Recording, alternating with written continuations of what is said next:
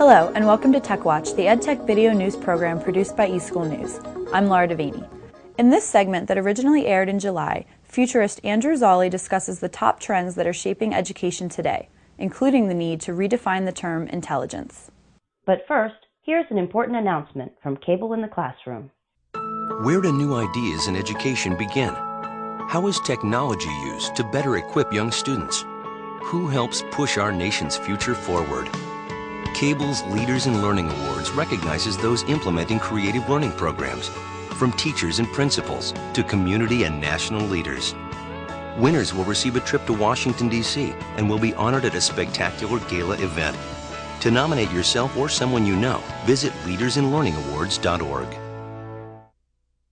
In this segment that originally aired in July, futurist Andrew Zolli discusses the top trends that are shaping education today, including the need to redefine the term intelligence.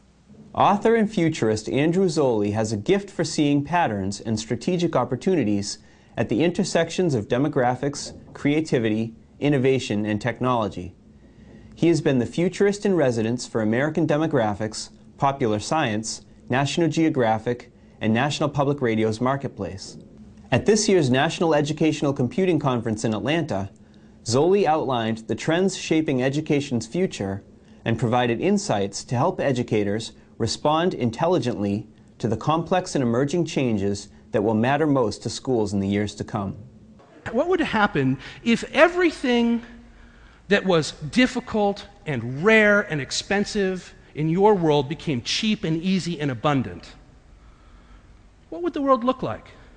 And more importantly, what would happen to the way that we think? Because that's the world we're headed toward eventually. Whether it happens next year or in a decade or in a century, it's coming. Well, one of the most important things that's going to happen there, in that future, is that increasingly, virtually anything that can be done by a computer will be done by a computer. And at the same time, all kinds of things that you and I and the rest of the smartest people in the world who spend time looking at this issue cannot even imagine can be done by computer will be done by computer. And so that begs the question, what in our optimal future will be left for us to do? What is our job? What it leaves us is a world with a single priority. The priority to amplify our own creativity. What is left to humanity is the essence of the creative spirit.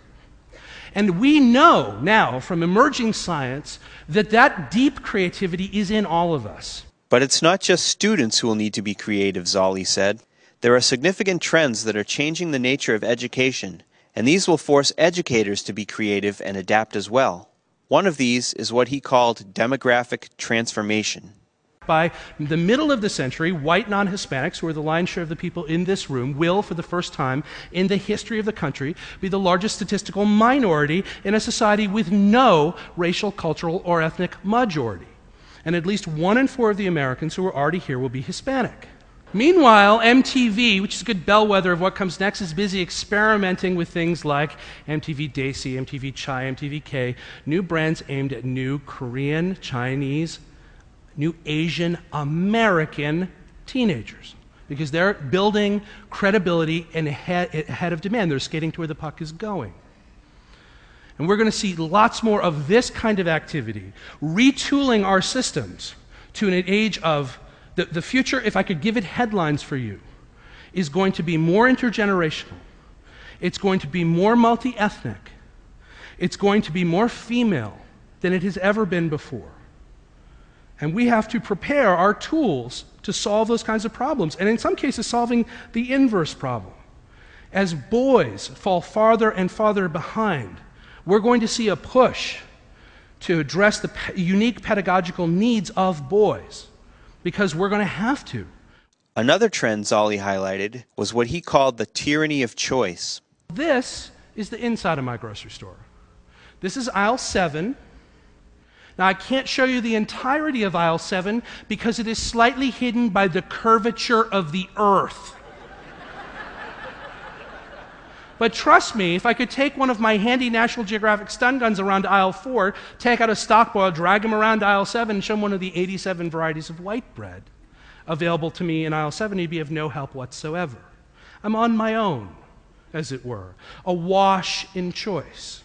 And this is a permanent psychic condition for which I've received no educational training. Managing choice is something I suck at. I sit there stupefied for hours. Every day that goes by in an increasingly network node-dense society, every day that we create another open source repository of knowledge, every day that Google and Microsoft and the rest of the world's organizations at scale begin to digitize and add, and every day that your students add more and more content to the network is a day that that green line goes up and that it gets harder for them to get through all that choice.